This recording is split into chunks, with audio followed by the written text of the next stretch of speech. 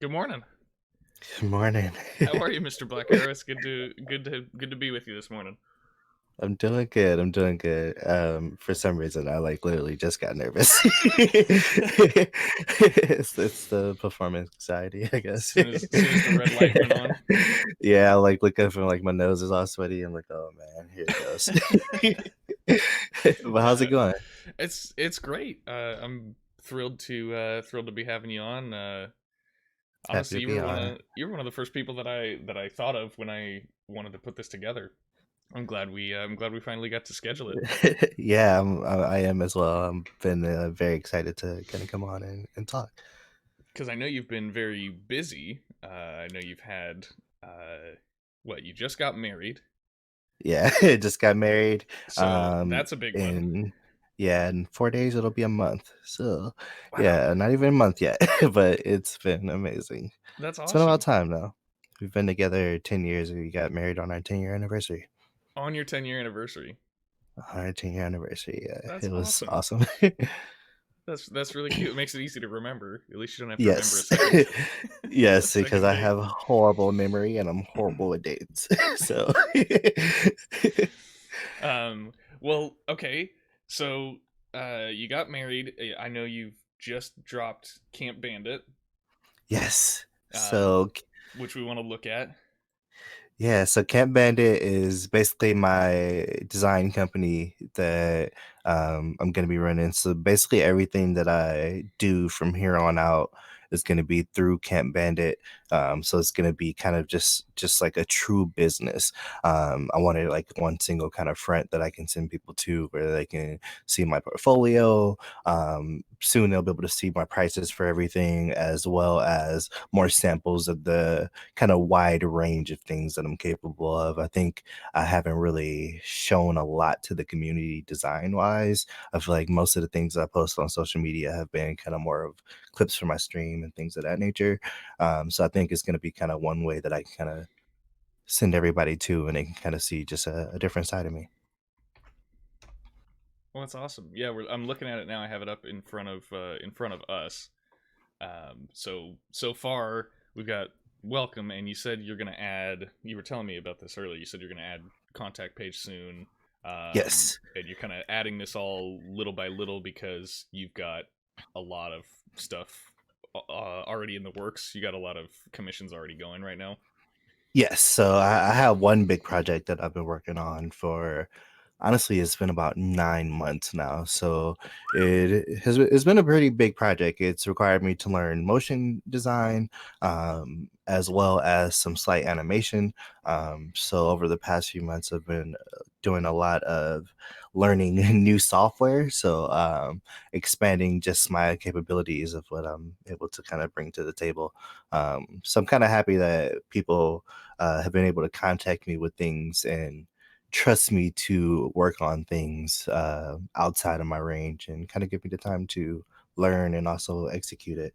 So once that project finishes up, I think it's going to be just honestly kind of the best piece of art that I've done to date. That's awesome. That's gonna be. Well, I'm excited to see how much I can see of that. Uh, It all will be able to be previewed, and I'm sure they're gonna want to show it off nonstop. So well, without telling us too much, how soon and where maybe should we look for that? um I would say give or take the next month to month and a half, and, Okay. it will definitely be on my Twitter. So it'll be Okay. tweeted out, and then, um, once the, person that has commissioned me that project kinda shows it off, then I'll kinda send everybody to see it in action. Nice. Okay. That sounds awesome. Um, so I want to talk about the whole idea of this show, this interview series, is to get to know the real content creators that I run around with, basically. But most of the folks that I have interviewed so far are really primarily streaming on Twitch, and that's really only what, like a quarter, maybe not even a quarter of what you do. Yeah, I would say Twitch is definitely something I've been putting more time into, but it hasn't been in the kind of forefront of um I would say my overall goals, I guess. It's definitely something that I enjoy doing and something I'm going to continue to do. And I hope to continue to grow my audience. I have an amazing community and an amazing group of people that come through, and they're so supportive. And honestly, I've met some of my best friends through streaming. So, honestly, that's something I'm always going to do. But even before I got into Twitch, I did YouTube. You guys see like the 2K posters and things of that nature behind me. I started as an NBA 2K YouTuber, so I kind of grew audience on YouTube before I even kind of jumped into the Twitch world, as well as I used to do kind of photography pictures on Instagram, and that's kind of how I grew my Instagram. And then I was like, I'm gonna do gaming, so I deleted everything and started posting gaming clips. And I'm like, why are my clips only getting 90 views? It's just like, to like, where are the trees? I'm like, here's Fortnite. So I kind of Here's me bounced chopping around all down a over. tree.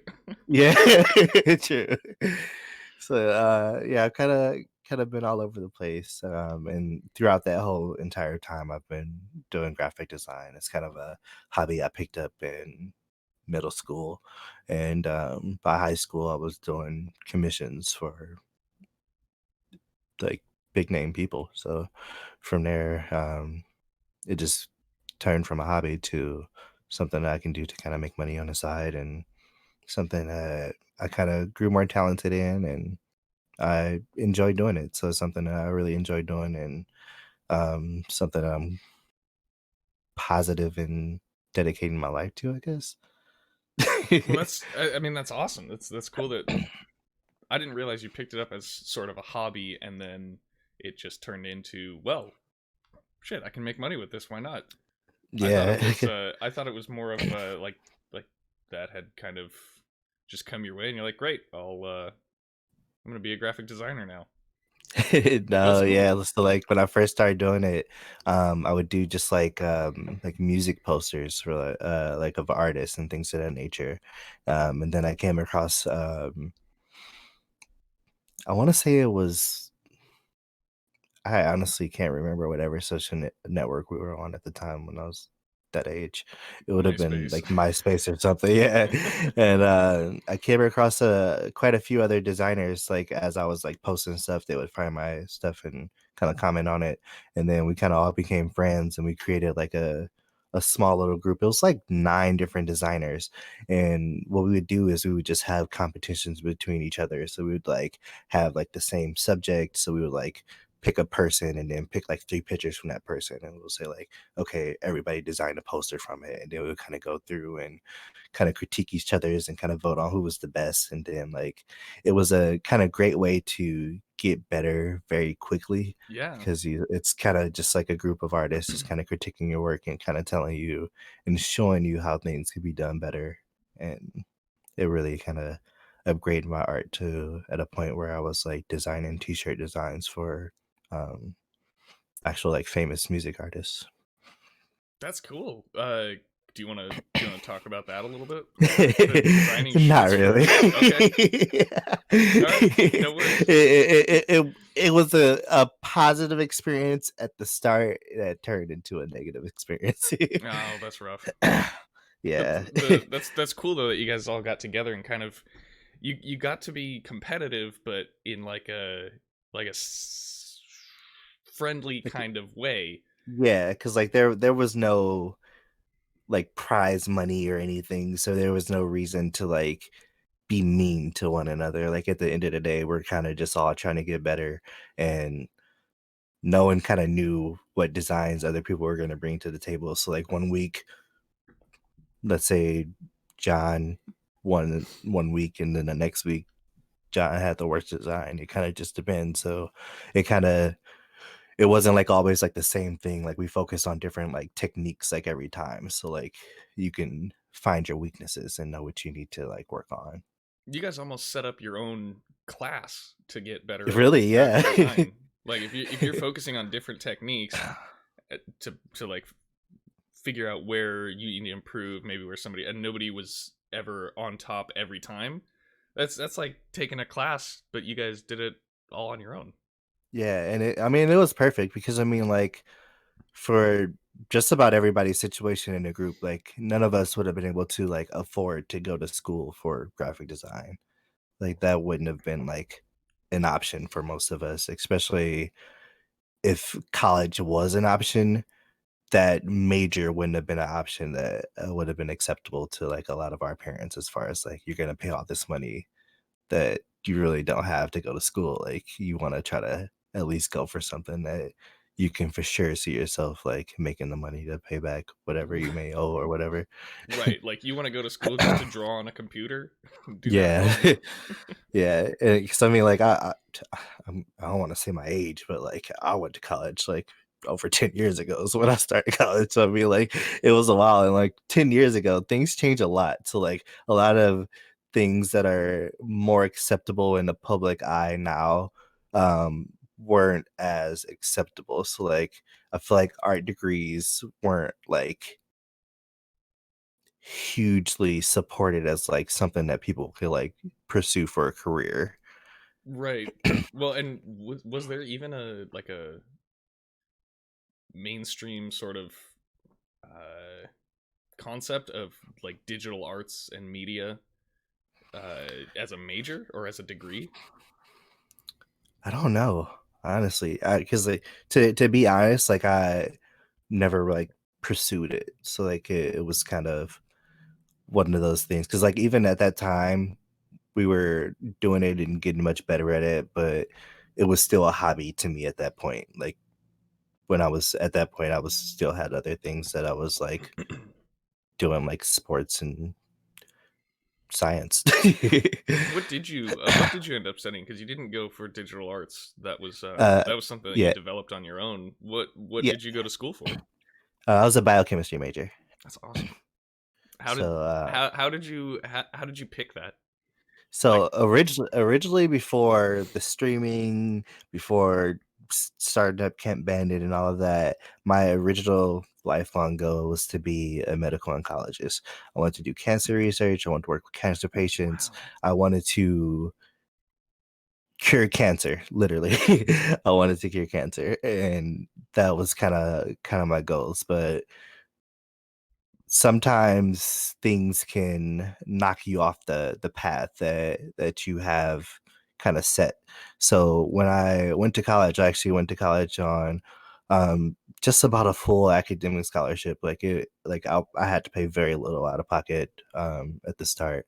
Um and things were going good, and then my grandmother passed halfway through my freshman year of That's college from cancer.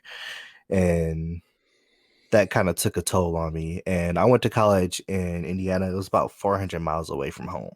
So before I left to go back home, I kinda went to the office. I talked to one of the ladies at the desk and, like, let them know the situation, and they said, "Okay, based on the amount of miles away that you are, you have this amount of time that you can leave."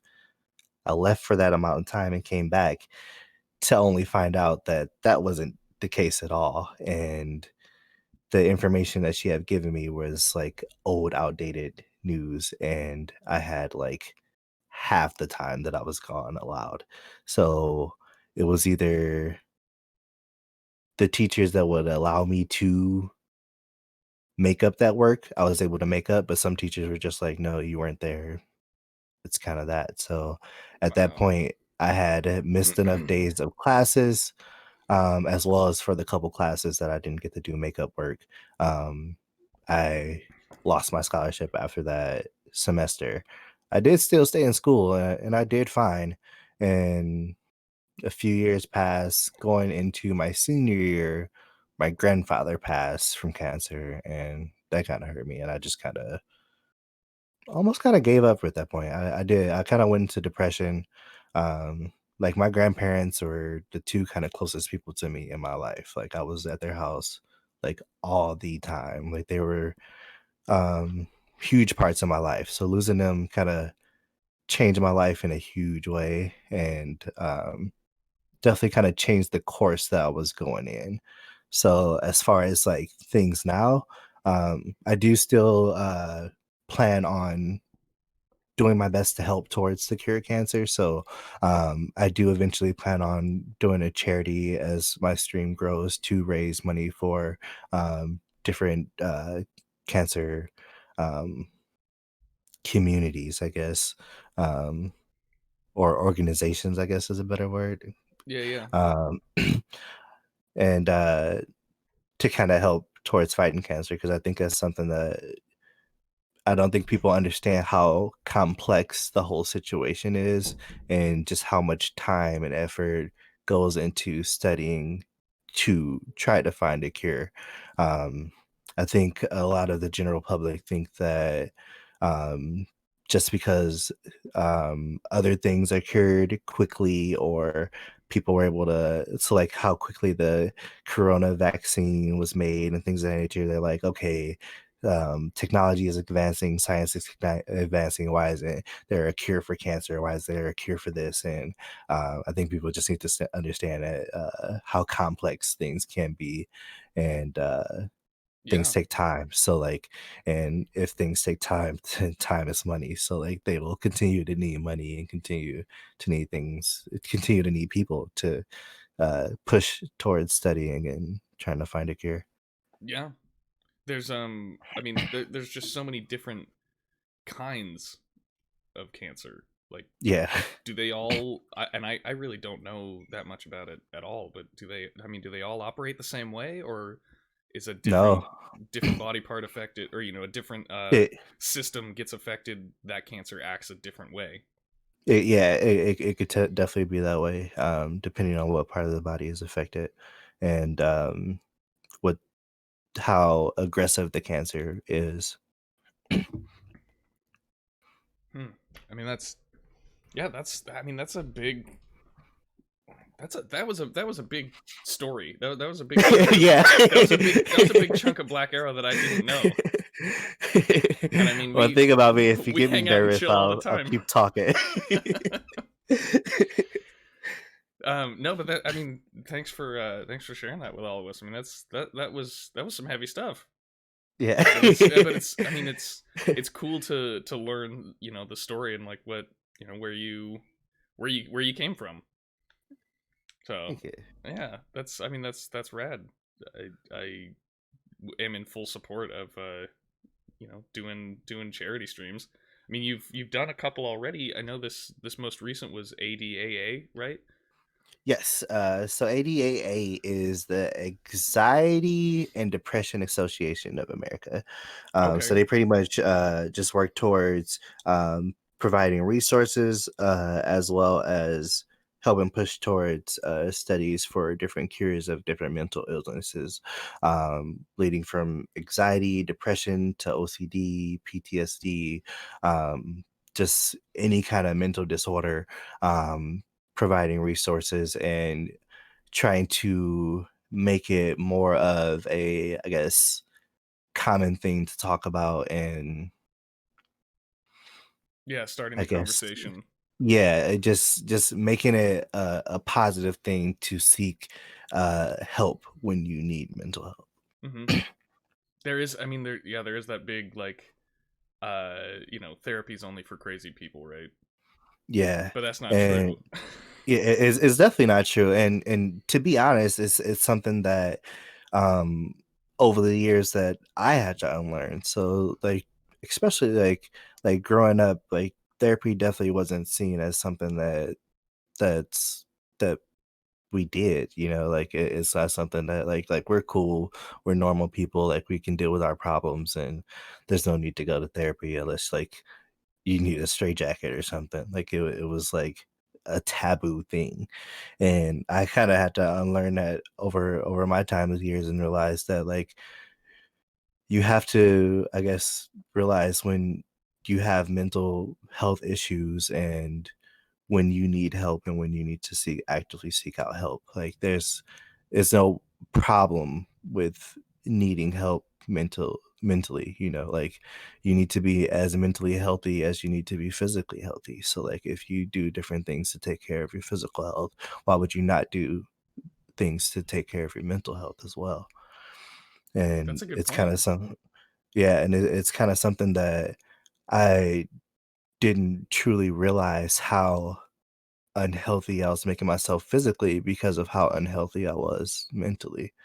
And it definitely took some time to kind of learn just what problems I had or what kind of trauma I had and how learn how to get help, like where do I go to find help? How do I contact a therapist? Like what kind of resources are out there to kind of help people pay for this? Like I don't know if you've ever looked into therapy, but like I don't think therapy is set up or made for poor people.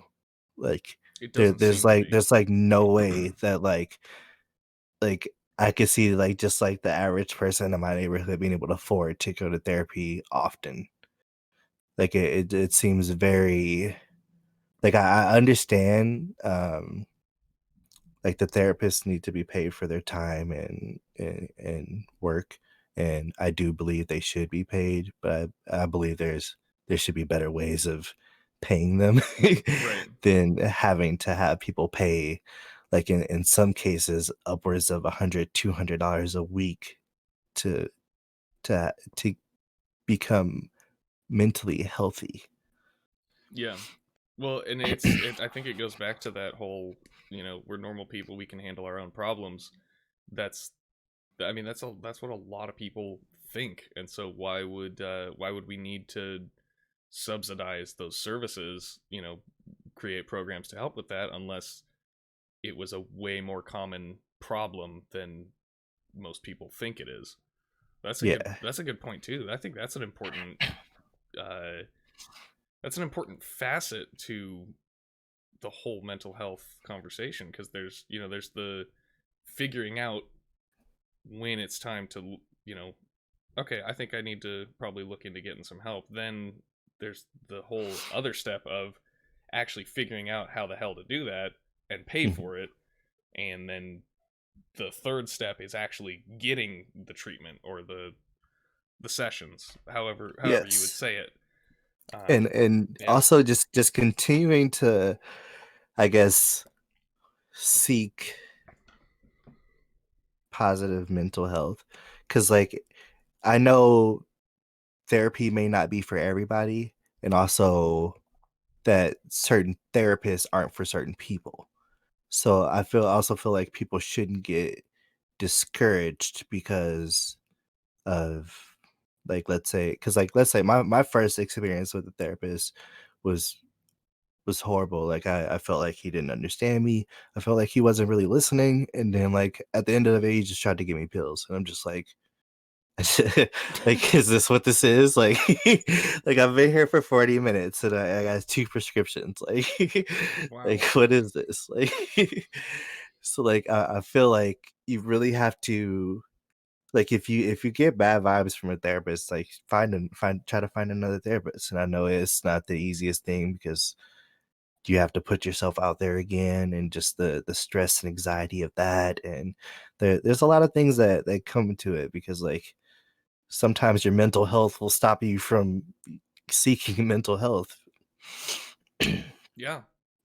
What is happening with your ADAA campaign? Is it still going? Are we halfway Yeah, there? Are yeah. we all the way there? Nope, we actually just getting started. So I haven't really spammed out the link as much as I should have. I've kind of had it on hold. So one thing that I've been in the process of doing throughout the starting Kamp Bandit is like doing a rebrand on my channel. And one thing for like when I start stream and like when I do be right back and ending stream, right now I have like videos that play. Hmm. So I'm kind of taking that up to the next step. I'm gonna have those like clips and things that play, but I'm also gonna have like personal commercials. So the ADAA, I'm gonna have a commercial, like a little time in that little scene that will play that will kind of go over more information about it to anybody that may be new, that may be joining the channel, like while I'm not actively there. Um, as well as it'll kind of stand as like a constant reminder because I Yeah. take breaks like 2 to 3 times a stream, if not. So like it'll be something that people will constantly see over time, and it'll kind of keep it in the forefront. So like it's definitely something I'm going to be pushing more often, but I don't have a time uh like it's not a time event, so like it doesn't have to be a certain amount raised Okay, for a I certain got you. time period. So we just rocking this out till we hit the goal, and then we're gonna kind of move on to the next one. Cool. Are you doing this one through Tiltify as well? Yes, Cool. Yeah, that was such an easy way to do it it the was, first go around. and I appreciate it because like I've always wanted a way to like raise money like during streams and stuff, but I never personally wanted that money to be in my possession. Exactly. Like I wanted it to be, I wanted there to be a way for that to happen without ever seeing any of that money, because I don't want it. I don't like want to facilitate it or I don't want the question of like, well, did it all actually get there? You know, yeah. like of course it would, but you know, Yeah, like you if I don't can trust me. remove if I can remove that possibility, then there's just no Facts, way to yeah. screw it up. Oh, that's cool. Okay. So that's just getting started. When I guess when do we expect to see you back on stream? I would say I'm probably shooting for Wednesday. I have a really busy next couple of days, but Wednesday, I'd say Wednesday, 5 p.m. Central, Okay. 3 p.m. your time. And then we'll probably rack out some Apex for a few hours. Awesome. Cool. Okay. Um, and then I guess for anybody who's watching this back later, that's irrelevant Yeah. because this will probably come out. This will probably come out near Wednesday. Do you But have a? you can still come to Twitch TV, twitch.tv/BlackArrowLIve. Oh my god.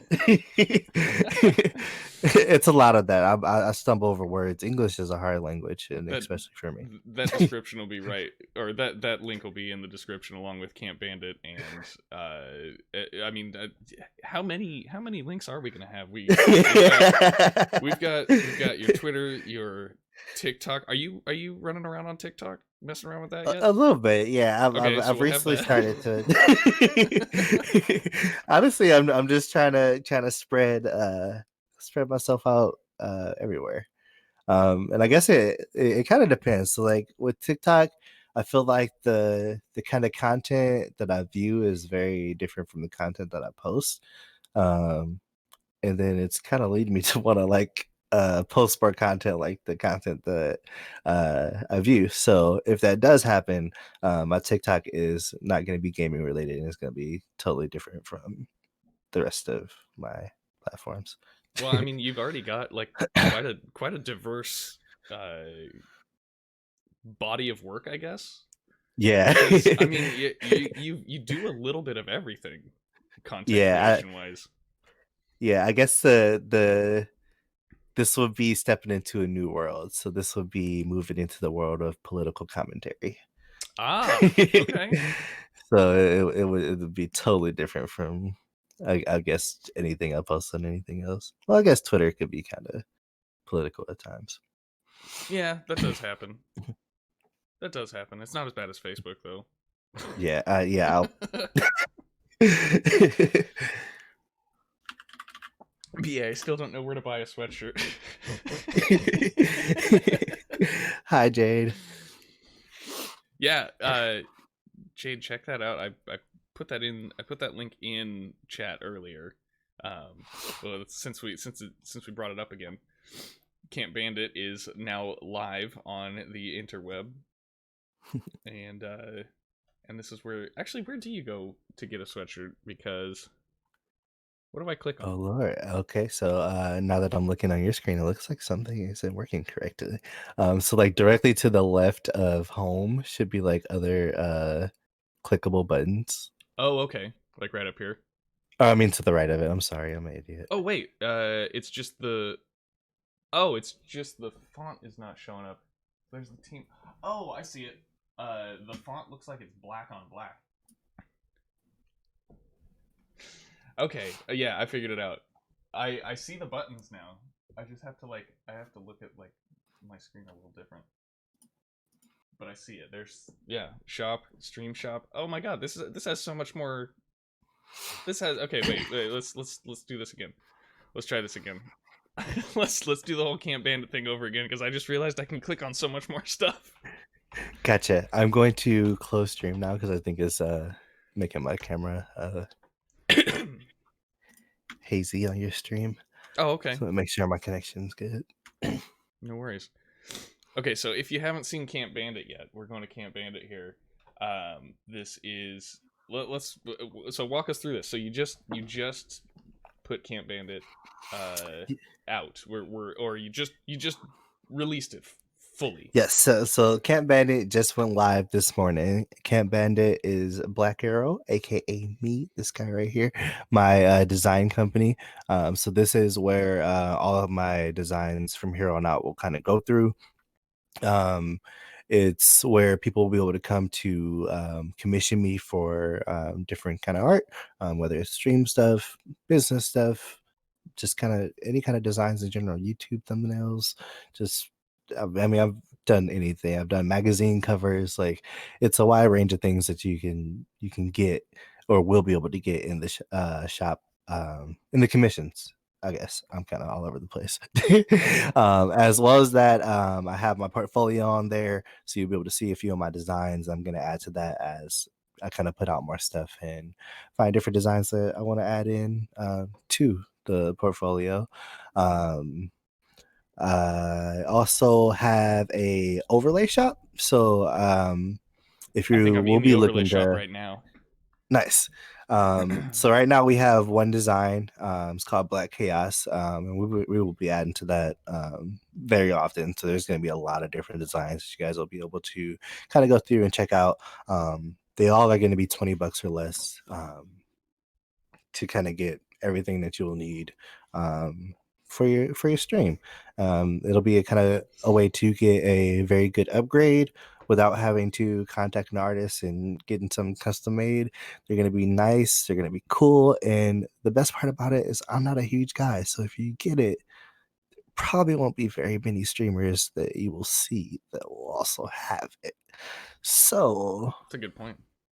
if you like looking cool for not a lot of money, you know where to go. So if you want to ball on a budget, campbandit.com/shop. /shop facts. And then lastly on there, I forgot to mention earlier, but the merch shop. Yeah. So right now is just the Kamp Bandit logo design, but every single product that is there will be a limited time thing. Those will only be available for the next month and a half. June 1st, they're gone. June 1st, June they're gone. 1st. June 1st, all of that is gone. And you guys will be the cool people with the original Kamp Bandit logo design. And then from there on out, the actual kind of different clothes will come out. So it's going to be more of a streetwear line.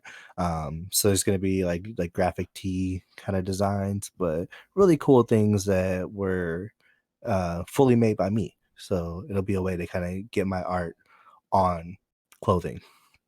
That's cool. You get your So art out, we get to support one of our favorite people.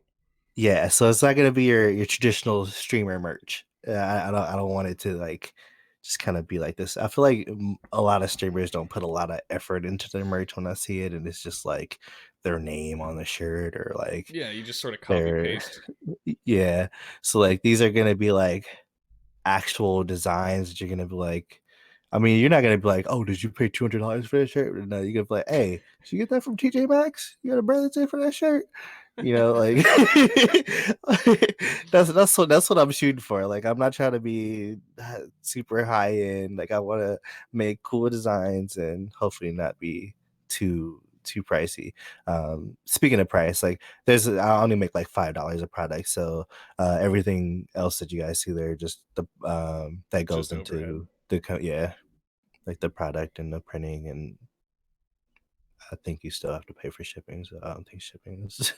Yeah. But I use that company, so I don't have to like do anything hands on. I just have to make the designs, and they do all the printing and shipping for me.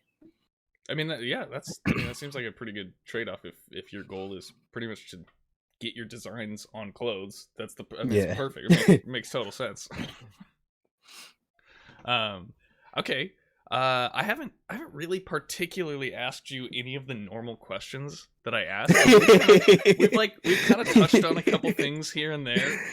Um, but like, I mean, you're not really in the same category as most of the folks that I interview, because as we already talked about, it's mostly like Twitch streamers, or I mean, I haven't had anybody that uses a different platform, but could be just any other platform streaming. Uh, but you don't really fit in that category because you do everything else. Did we Yeah. talked a little bit about your YouTube career that began with NBA 2K. Which Yeah. one did it begin with? NBA 2K16. 16. Okay. So that was the first one that I started making videos on, and I really was just kind of doing it for fun. So it was this YouTuber, and actually the guy that got me into Twitch, because he moved over to Twitch and started streaming 2K on Twitch. His name was Cash Nasty Gaming. He actually or they just call him Cash Nasty now. But his little group just signed with 100 Thieves a couple months ago. So Wow, he's been doing great.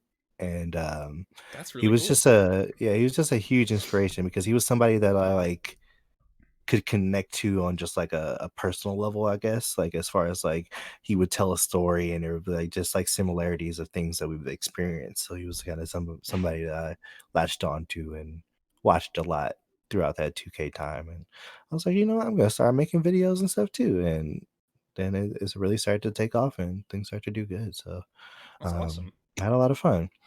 But just overall, I think as I grew older and matured, I realized that the 2K community is one of those communities that is not mature, and I had to move away.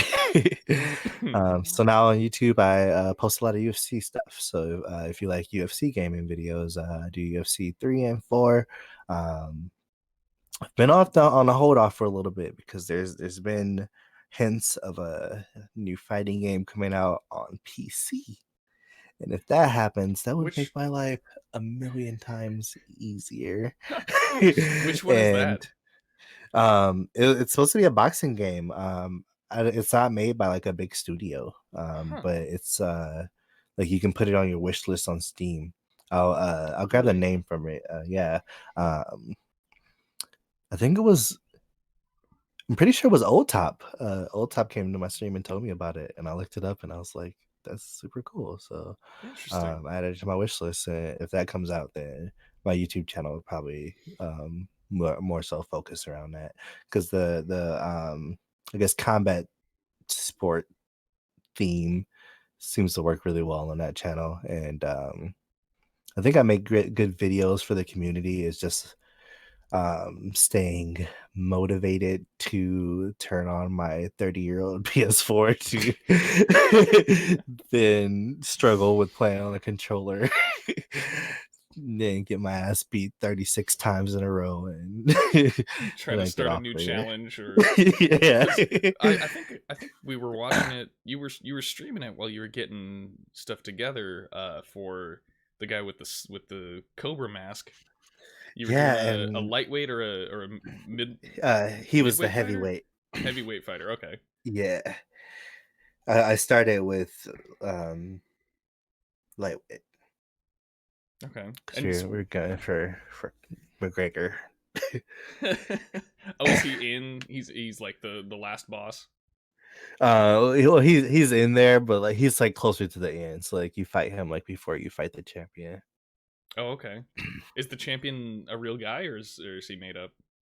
A real guy. Yep. So it's pretty much all of the core people in that game are real fighters, and then they have like two or three kind of like show people. Like I think Dana White's in the game, like kind of people like that. But for the most part, everybody's Dana like White. professional current fighters. Oh, I'm thinking Vanna White, not Dana White. I don't know who Dana White is. I was thinking um, Vanna White. Why is she in a UFC game? he's the I think the commissioner of the UFC Hmm. or Okay. something like that. So um, how do you do that? How do you go from like, how do you play all the games that you play and make content on? Do you kind of hear what I'm trying to ask? I'm just trying to figure out how to connect it You all feel my together. struggle, yeah.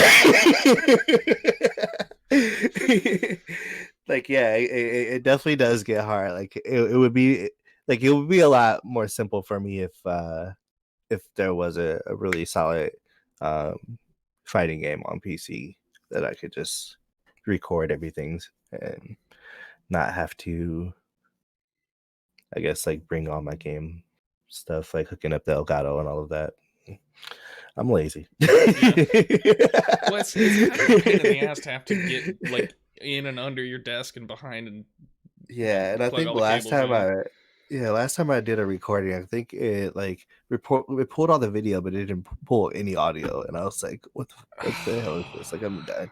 I think I like it would just went and hopped on Fortnite, and I was like, you know what, this is the way. I'm just gonna crank on some kids and feel better about myself. Hmm. Until the kids start cranking on you, and then you're just like, oh, well, where do the boomers go? Then it's just time for bed. Is this why old people are always mad? They can't do the stuff that the younger kids can do, and they just get crapped on all day. It's just like, at least I got stock. so so yeah, okay, so let's run back through it real quick. So we talked about your Twitch, which is not the biggest part of what you do. We talked about Camp Bandit, which is a big release recently. Your graphic designing, which is nested underneath Camp Bandit, uh, and YouTube, and is that it? Those are the four like big pillars of your content creation, or are we missing anything? Yeah, I would say so. Oh, one little hidden gem, um, as far as kind of told a little fib earlier about the my first video being my first YouTube video being a 2K video. So actually in high school, I did have a YouTube channel. I play the saxophone, so I play alto, tenor, and baritone saxophone. And I actually started my YouTube channel posting saxophone videos of me playing popular songs. And I We got need my to see first some of that. little I know. I wish the videos were still around, but I went to college and got embarrassed of the videos, and I deleted them. God damn it! I was embarrassed, and I shouldn't have been. Like I did a saxophone cover of Justin Bieber "Baby," and it got over 100K views, and it was my very first video to get over 100K views. And I was like, I'm famous. Move out the way. I'm famous. And then I got to college and I was like, I can't just show these people me playing my saxophone in a garage. Like Damn it. they don't care about that. Like, Well, I guess you just have to pick it back up and start doing it again. to be honest, I'm planning on moving within the next year.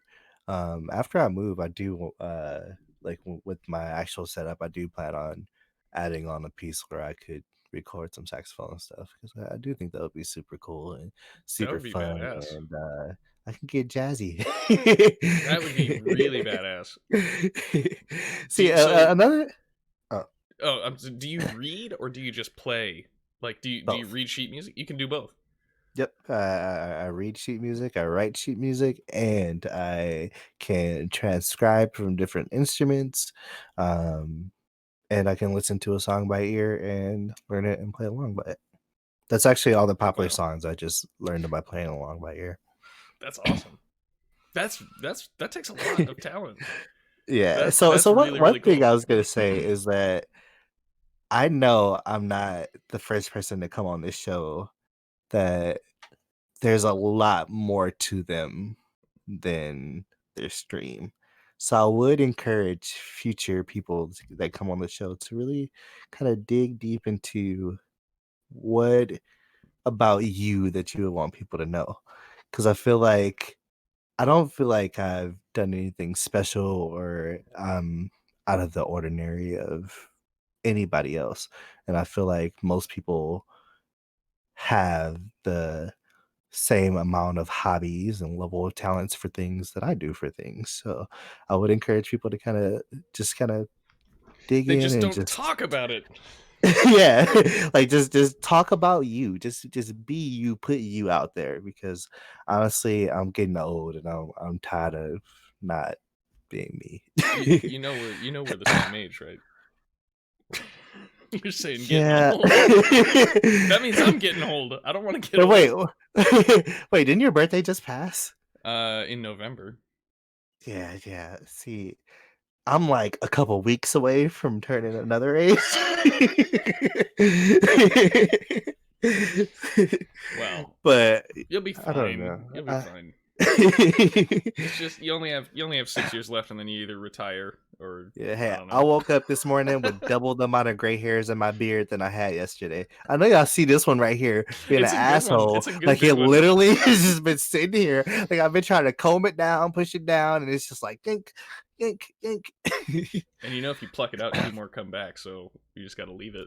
Yeah, I didn't think that was true until yeah. I've got a bunch of gray ones in the top. Sarah likes to find them and show me how gray she's making me. We're aging too fast. This I, is world. I think you're safe until you start getting gray pubes, and then it's like, all right, it's over. That's it.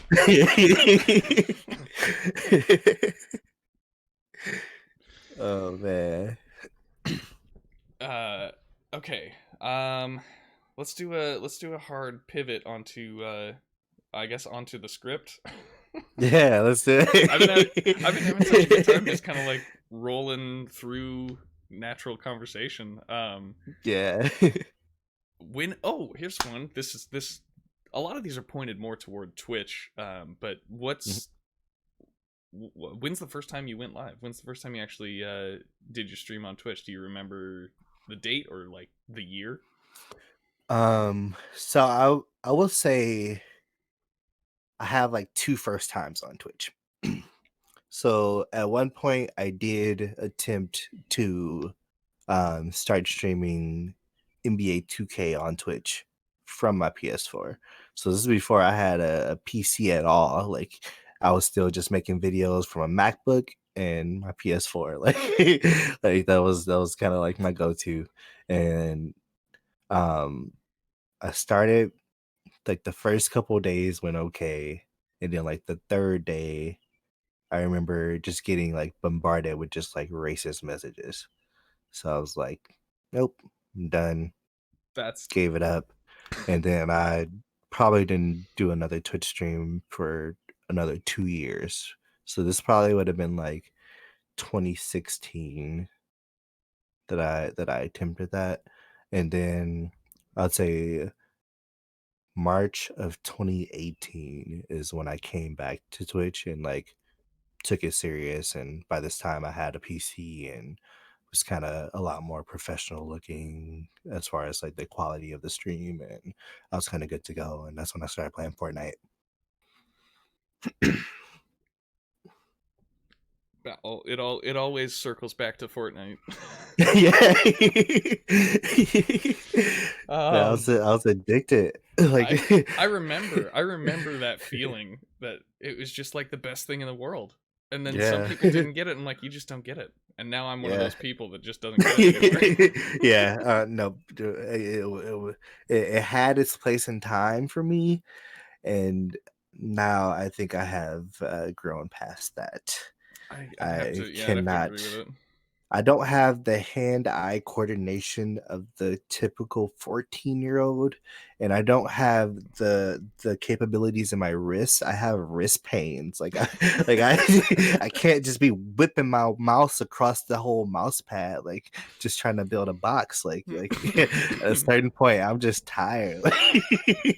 I'm old, so I need like the crosshair to like hit where it goes. Like if I like line something up, I need it to go there because if my shots aren't going there, I'm not hitting anything. So Bloom will mess me up sometimes, and I'm just like, you know what? I'll go play a game where I can like control recoil instead.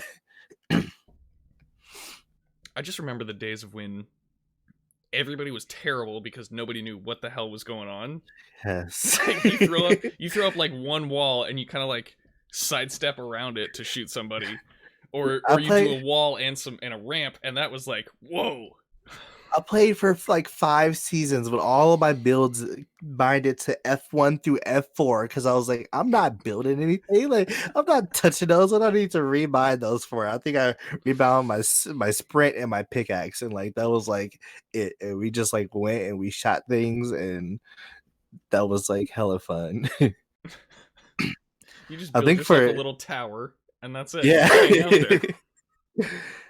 Honestly, I think for Fortnite to take off and become like fun to the masses again, I think it needs to become like a Minecraft Roblox mix. Huh. I mean, Like they do a have kind of like that whole creative hub, right, where you can go and play different yeah, games.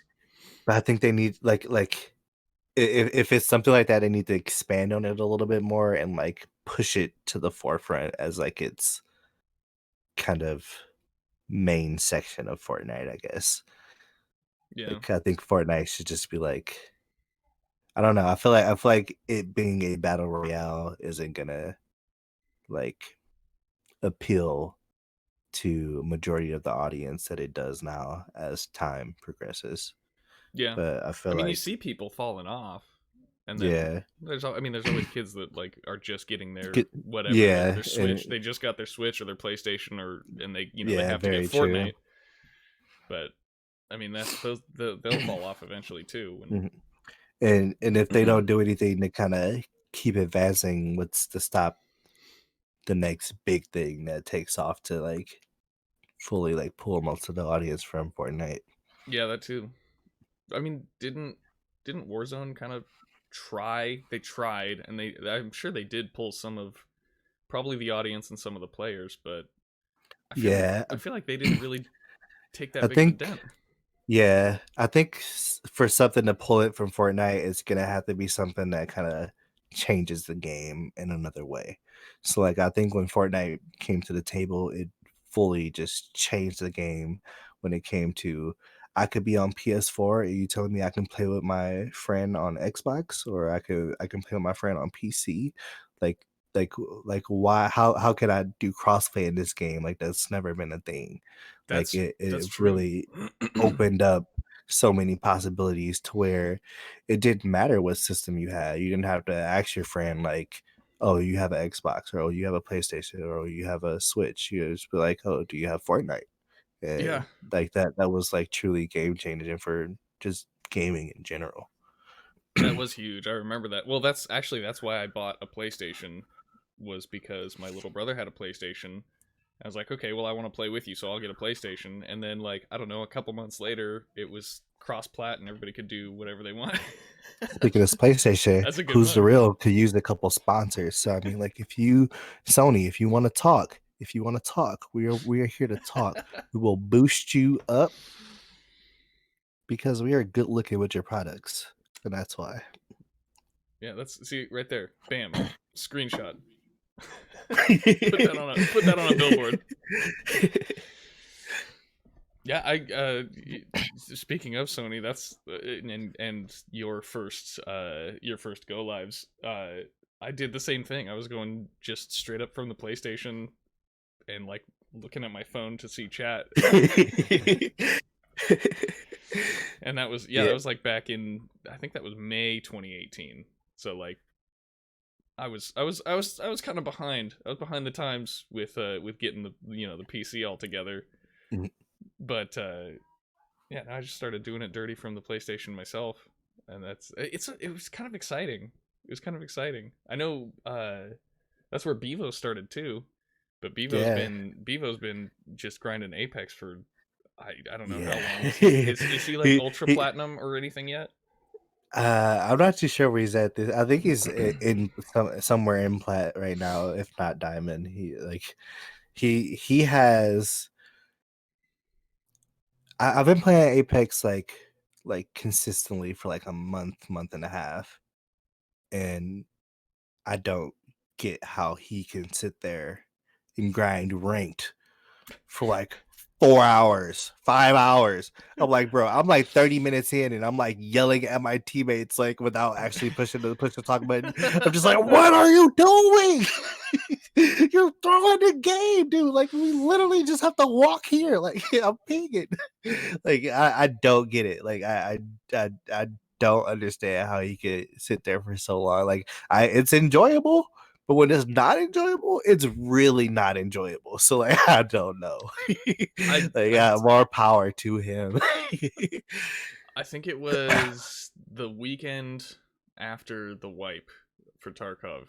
So Christmas Eve they wiped, and then I don't know. We all played for a couple of days, pretty hardcore. You, me, Jason, Scratch, and I think we intermixed a couple other people as our fifth. But Mhm. I mean, we were five stacking for a long time. And then Yeah. one night, Jason and I stayed up until 9 a.m. going to Shoreline. Going to Shoreline trying to get quests done. So I get it. Oh. No, I get it. I get how Bevo can sit there and just slam his head against a wall trying to get some progress done because I've done the same thing. I get that. I feel that, but yeah, I don't know if I ever grind for Kappa again. Like I think I wanted to do it, and once I did it, I was like, this is good, and I was like, was it really worth it? Like I'm like pulling like an extra like 30K out of these rates, like like I'm not even using this thing like for the extra space. I'm like the dudes on Step Brothers. Like I have so much room for activities. Like, I just didn't know what to do. Yeah. Um, I want to talk maybe some more pointed Mhm. questions. What are some challenges you faced while being just an overall content creator? I guess each individual kind of uh I don't even each individual discipline, let's say, stream, YouTube, the digital arts that you do. What are some challenges you faced there? I know you talked about this big project that you're working on that they trusted you to figure it out Mhm. how to make it work. So that's one. Maybe we can start there and kind of snowball off of that. Yeah, so I guess I haven't ran into I would say like majority of the challenges that like I guess affect me kind of more so stems back to my mental health. Like majority of the things that I find myself trying to fight through while doing different things can I would say ultimately boil down to just things I need to work on within my mental health. Like anxiety and depression are two things that, um, especially if you suffer with different disorders, um, they can really affect you in just different ways that you don't notice as much in the forefront, I guess. And I've learned from just kind of bettering my mental health that a lot of the things that were holding me back were more so myself not being healthy, I guess. Okay, like internal barriers that you is this Yeah. like So is like you somewhere along the line of like you thought you weren't good enough to do that so you didn't try, or like you just didn't have the motivation because you were just feeling low. so like sometimes like I can get extreme anxiety where it's hard for me to think. And at that point, I used to not realize that it was anxiety because I didn't know about it. I hadn't really learned much about what anxiety was and how it affects you. And my only thought was to try to push through it and be creative. And it's really hard to be creative when you're not thinking, I guess, normally. Sure. So I don't know. I guess it just kind of depends. So like I would say like anxiety and depression were probably two things that just overall either yeah, I guess as you said, like either just stopped me from being able to be creative enough to put out the quality of work that I want to put out. So I guess at the point of even like just over the past few years, I would like to hold myself to like a certain standard of just quality and just how clean some of my art should look. And I feel like sometimes I will,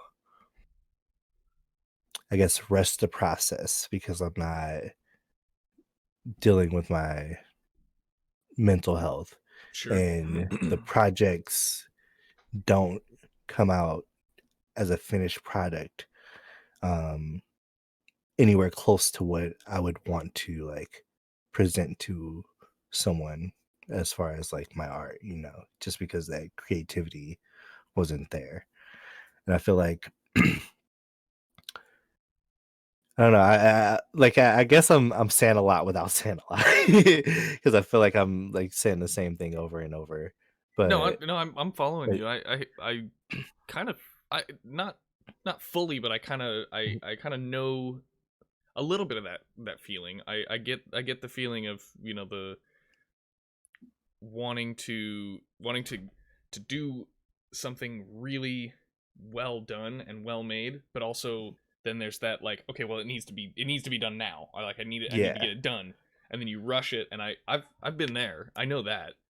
yeah. So like, let's say like something like if I'm dealing with trauma of a situation and I haven't sought out help, or I guess I'm saying an actual situation. So and I didn't seek out help, and I was trying to deal with this trauma while also um, doing a designed work. And once I finished that commission and kind of looked at it, it was nowhere near the quality, and that furthered my depression because now it's bringing on thoughts of, am I actually even good enough to do this? Right. Like am I good enough to be charging people money for this? And it can spiral down, and then it makes you want to do it less and less. And I would say that's something that not even just in my designs, is that I could take that to YouTube, I could take it to Twitch. I mean, like there's literally been times when you guys can look through my catalog and there's a week or 2 weeks where I didn't stream. And at least now it's because I'm taking mental health days to actually deal with my mental health. And but in the past, it was because I didn't know how to deal with my mental health and I was spiraling out of control. So like Yeah, I don't know. the spiral is dangerous because it doesn't end. There's Yeah, no yeah. there's no there's no stopping point when you're spiraling downward like that. You just keep cycling through it, Mhm. and then you go to bed, Yeah, and then you it's wake up and very it starts again. it, yep, it is very easy to just continue going down because it's easier to continue to put yourself in that negative thinking space than it is to bring yourself out of it. Yeah, for sure. Yeah, that's a big one. That's I mean, and we talked about ADAA already. That's a that ties right into why that's important to you. I'm Yeah, happy to know that at least there's somebody putting some awareness out there, raising money for the you know for the cause.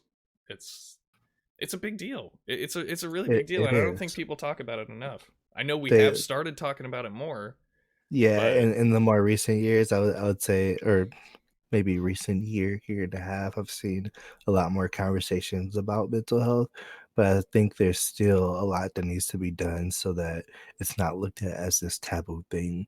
Like, Hmm. I feel like at some point everyone should try therapy to see if it's for them or if it's not for them, because like you never know. If you've never sought out like what different things can be traumatizing to you, or the effects that different situations or experiences in your life could have on you today. And like if you've never taken the time to kind of think about that, you probably never would have even thought to want to try out therapy. But like Yeah, it's definitely, I've met people that have like tried it on a whim, and it just like and it something took. that they absolutely swear by. And I'm not like saying like go to therapy, but like don't like not go to therapy. Like like give it a try at least, you know, Yeah, like cuz like I mean like I don't know. I don't understand why like psychiatrists could be taboo but a doctor isn't. You know, like you go to the doctor like anytime something is wrong with you physically. I mean, Like why is it you see commercials for Viagra all the time, and like I feel like I feel like that, that's more embarrassing than like, yeah, that should I be, yeah, struggle with like depression. yeah, like I would totally be more likely to tell people I have a therapist than like, those are my blue pills, like You know, that's I don't know why that is. That's I have no idea. It's crazy. I think that's an interesting that's an interesting comparison though, to be able to like, well, my brain don't work is worse somehow than like, my dick don't work. Oh Like, man, we really have to look at society. there's something off if that's somehow more embarrassing to have, Yeah. to have like, oh, I struggle with depression. Oh wow, okay, well, I mean, we don't talk about that. But we'll, we'll sell you some blue pills if you want. If Yeah, that's your problem. and it's like the suicide rates like are so much higher, like just because there's like no resources that out there that people know to access or how to access them. Hmm. I feel like if this becomes more of the norm, people will find out or figure out different ways to seek out their help if it's kind of more normalized. So like I would say right now, the kind of normal thing for some people to do is like if somebody is like really, really down, they'll give them the number to the suicide hotline. Yeah, But like people like me, I have extreme anxiety. I'm not gonna call somebody to like talk to somebody over the phone to tell them my problems. So that number did nothing for me. Like sure. I'm not gonna use it. So in my case, for people like me, if this was more normalized, there would be just a different option that people know exactly where to go or Ooh. how to get that help. Um, I actually, this is really coincidental timing that we're talking about that.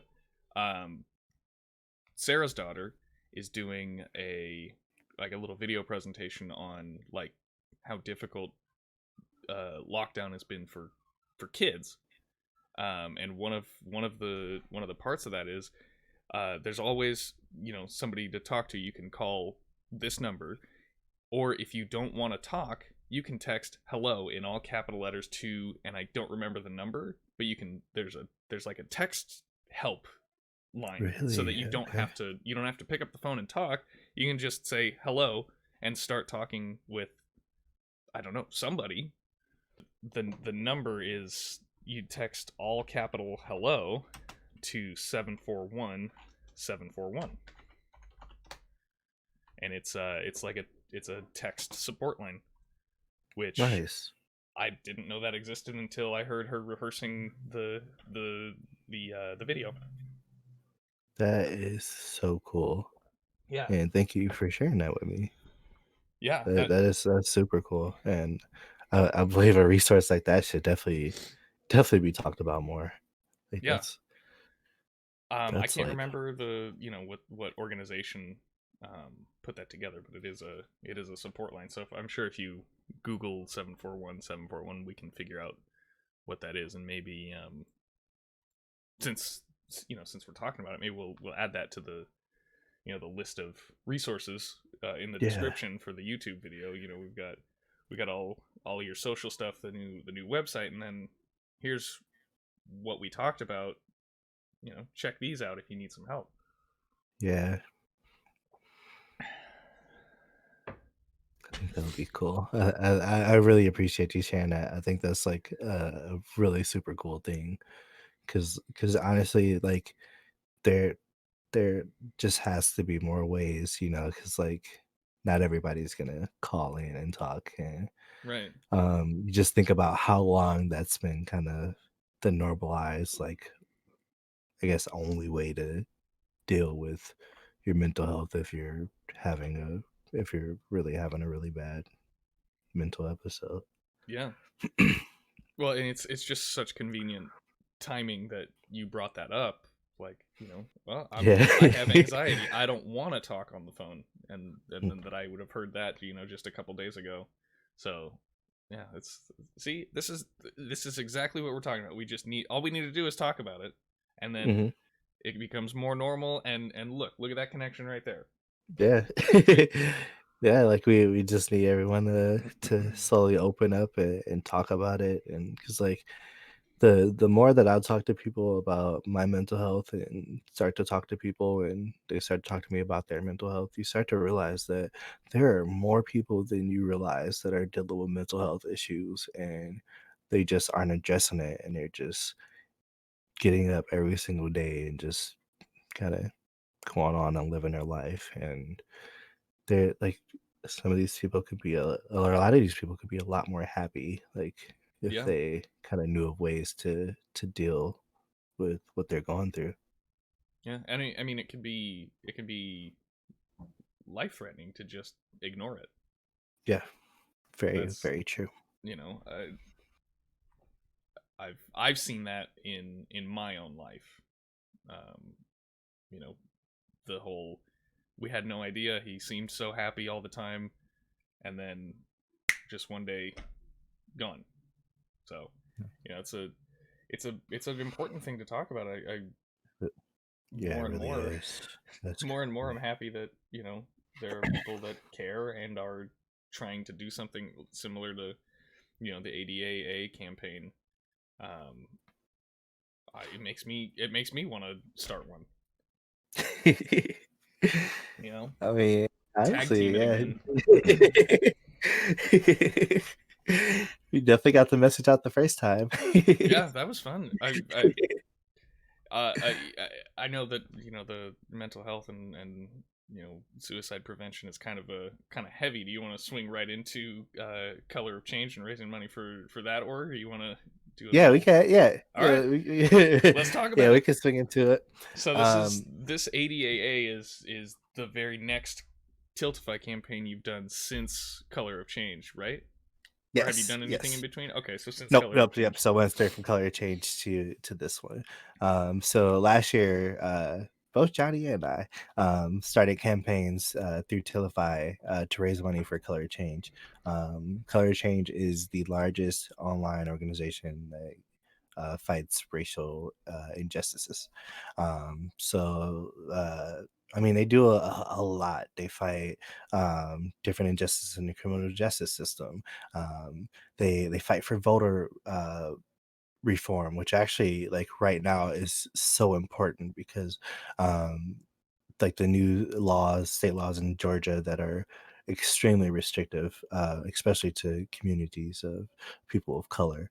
Um, that is literally made for voter suppression. So they fight to try to fight against that, and we definitely need people that to be out there and keeping the fight going, and keeping the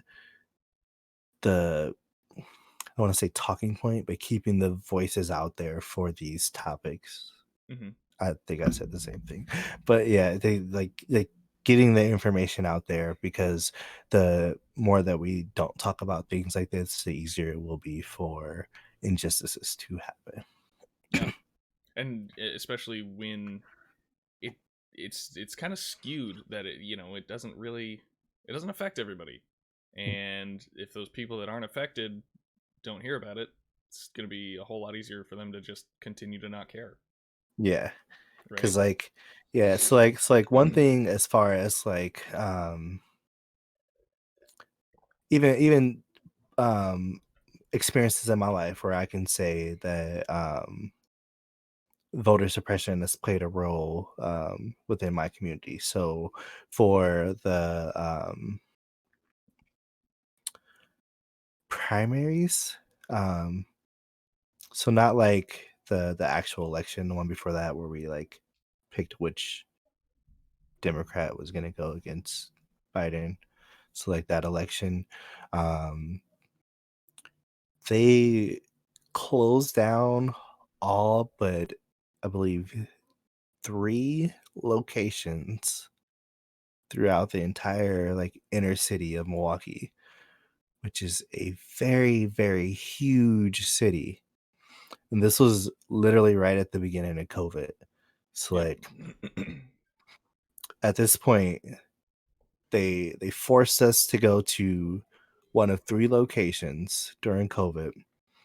Um And wait in line for hours. and wait in line for hours. Not only that, it was pouring rain, like pouring rain, like it was like an actual storm. Like so, like we're outside standing in line, and the line is not only like stretched around the corner out the school, it's like stretched down the street and across a bridge. And it's like, and like the news stations, they'll ride by and they'll record the long lines and be like, look at all these people waiting to vote. All these people are getting out to vote. And it's like, yeah, that's cool. But like, this is a huge city. Like there could be voting, like they're like for the general election. I got in and out and I voted in like literally like 10 minutes. Like I was able to like just like go straight in and vote because I was able to do it early. My wife was able to drop her vote off at a drop box, so we didn't have to like literally take off a day of work to vote. Um, it was much easier to vote in the general election than it was like beforehand. All of the For some reason all of the polling places were open, so like I literally got to go and vote like 3 minutes from my house instead of having to drive 20 minutes away to wait in line for 4 hours. Like it Hmm. just like things were like so different, and like you can definitely see little things like that that'll happen. And like there's so many people that didn't vote, not only because of those long lines, just because like people were like really afraid of, I mean, even still, we were really afraid of COVID and catching COVID. So Yep. like seeing that many people having to wait in line, like just like all together like that, like people, it definitely would make people not want to come out and vote. So like it's just one of those things that like there's so many different systems in our society that has different ways of suppressing people and hurting people at Yeah. times. Yeah. And I mean, a lot of it is really, a lot of it is really aimed at people of color. That's there's not really two ways about it. It's, if you look at it and you look at it with objective eyes, it's really aimed at people of color. And there are definitely systems, especially, I mean, especially, you know, southeast, right, United States. It's a different world over there. I mean, I went to Atlanta for business, maybe 3 or 4 years, 4 or 5 years ago. And Atlanta is kind of like San Francisco, but then you get 20, 30 minutes outside of Atlanta, and wow, people talk a It's lot different. yeah. They, It's like you're in a different world. It's yeah, like it's crazy. I was comfortable for a little bit, and then it just everything. I mean, some of the things that people still believe is just insane to me. Yeah, The hatred that still lives in some people is it's uh, crazy. So how do you like carry that? How do you carry all of that? Like that's got to be exhausting. yeah, and they do it just like they drink their coffee in the morning, you know, it's just different to them.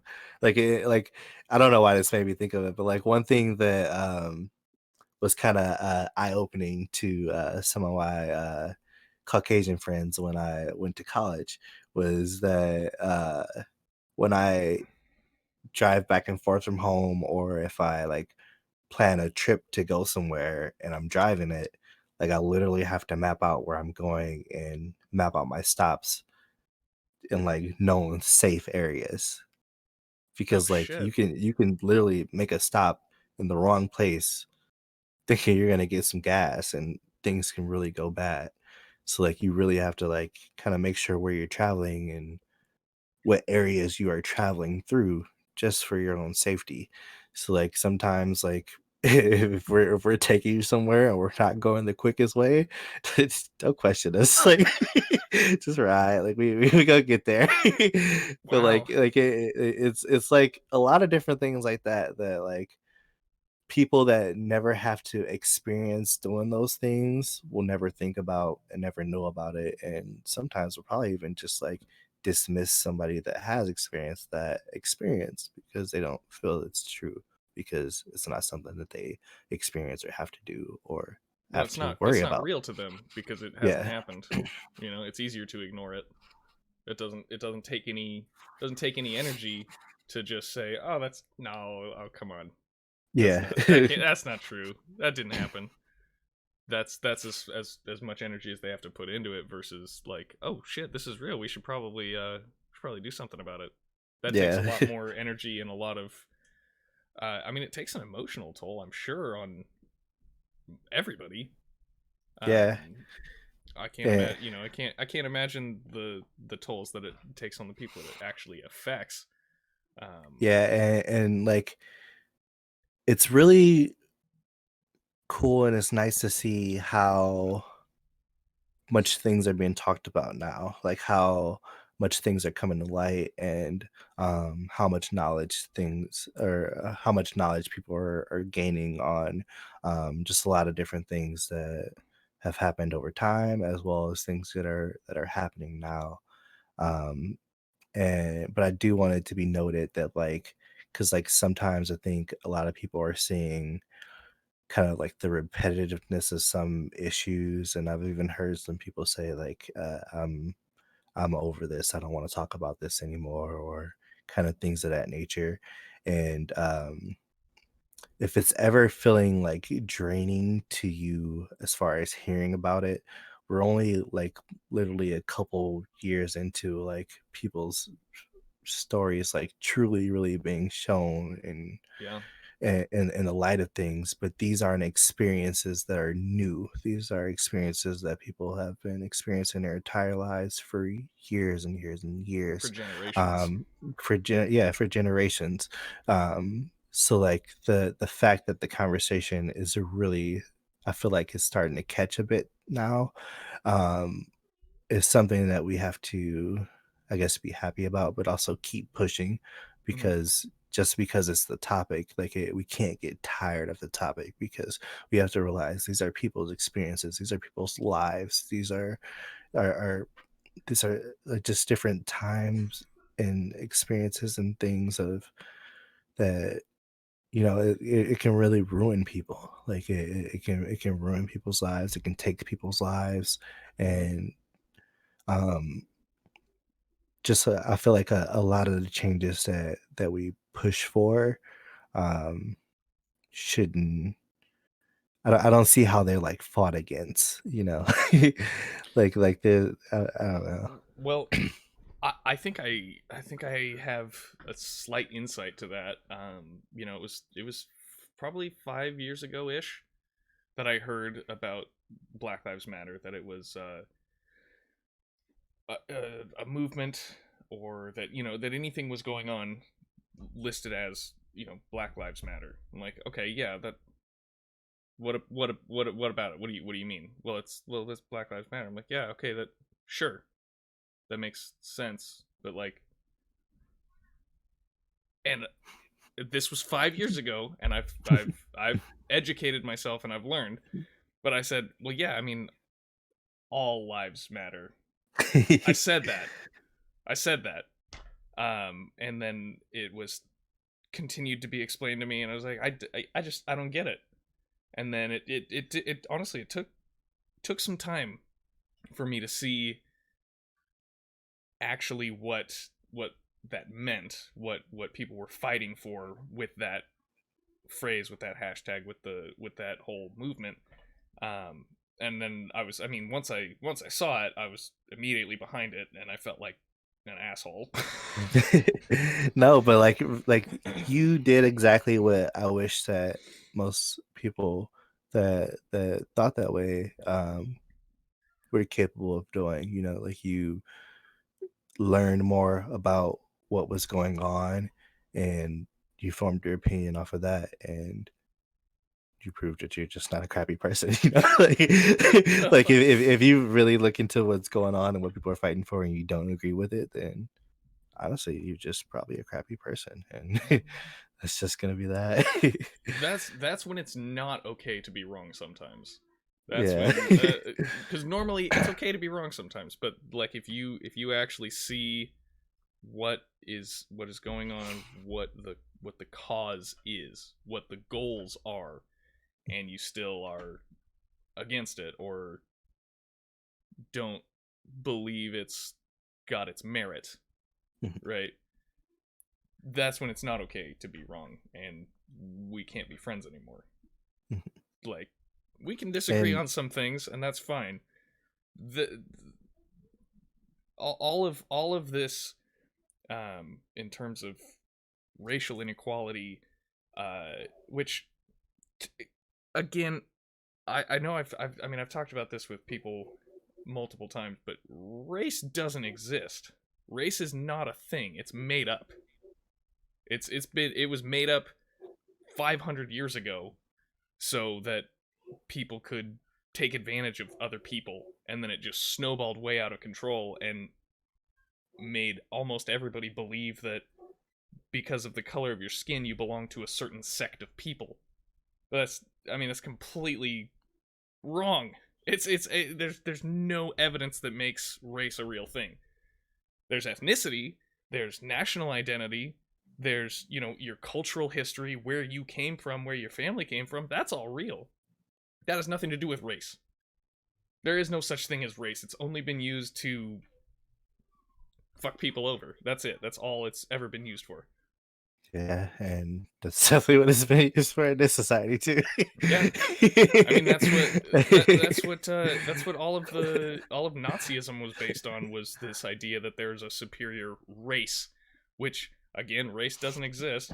And all of the pseudoscience that was used to establish these principles has been proven to be bullshit. But that's overlooked. The idea was that Yeah, it's easier to convince people of a lie than to convince people that they've been lied to. yeah. Because I mean, at this point, like even if it isn't a thing, it is now. I Because mean, I it mean, is like now.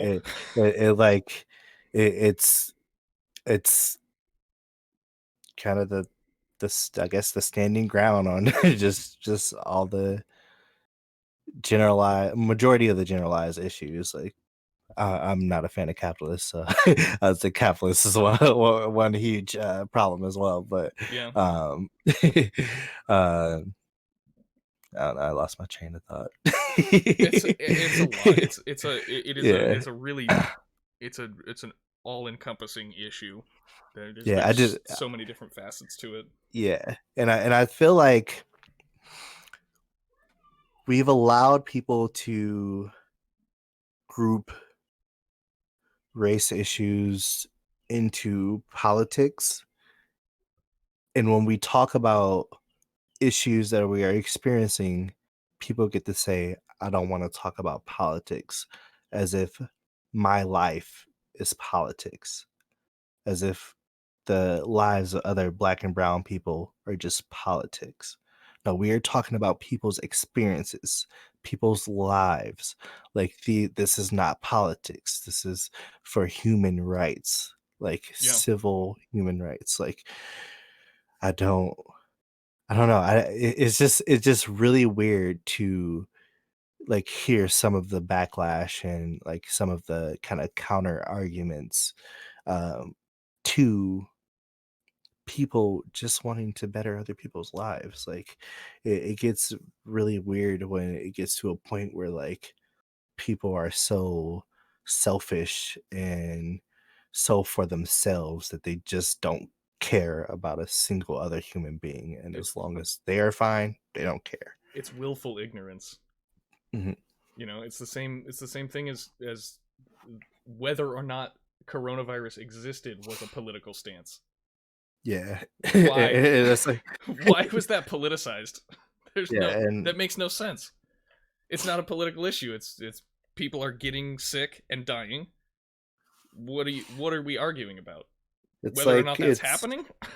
yeah, it's like people that just live on opinion. Like they don't like facts don't mean a thing. Like it's just like, well, my opinion is this and that's how it is, you know, like it's like chill. Like, are you serious? Like You can't win an argument with, well, that's just how I feel.